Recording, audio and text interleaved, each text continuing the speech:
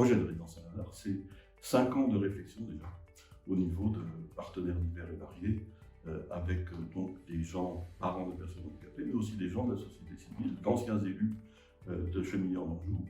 qui ensemble se sont regroupés pour constituer donc l'association dont je viens de parler, Ama-Colibri-Limoges, avec une idée claire, apporter une réponse innovante à des personnes en situation de fragilité dans le cadre d'un habitat partagé, inclusif et intergénérationnel. Notre volonté est d'abord et avant tout de permettre à chacun de vivre chez soi, mais sans la hantise de la solitude. Très vite, j'ai entendu une interrogation profonde chez ces personnes handicapées, à savoir, je vieillis, je suis aujourd'hui en ESAT, je suis en atelier protégé, et demain, je serai à la retraite et je n'ai pas du tout envie d'aller dans une maison de retraite, pas envie d'aller en EHPAD, pas envie de retourner chez mes parents.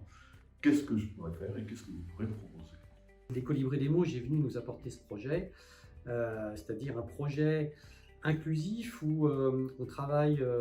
sur l'accompagnement des personnes handicapées. C'était très intéressant pour nous au niveau expérimental, puisqu'effectivement, aujourd'hui,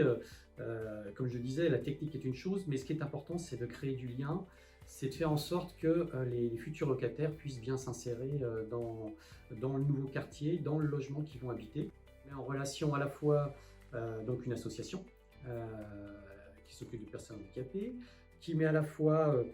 Ménéo Habitat, mais aussi la ville de Chemillé qui fait un effort assez important, puisque elle met à disposition un terrain à un prix très intéressant pour monter le projet. Puisqu'on le sait bien, dès qu'on fait de l'innovation ou de l'expérimentation, on est tout de suite sur des coûts souvent économiques qui sont un petit peu supérieurs à ce qu'on peut faire sur du logement classique. Innovation sociale, parce que imaginez de faire vivre sous un même toit des personnes âgées, des aînés,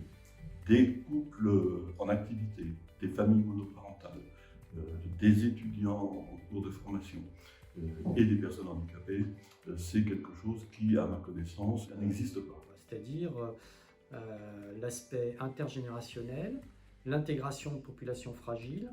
la mixité sur les loyers qui permet d'avoir une vraie mixité sociale, tout ça dans un même projet et avec une dimension environnementale. C'est vrai que c'est le cœur du sujet, quoi.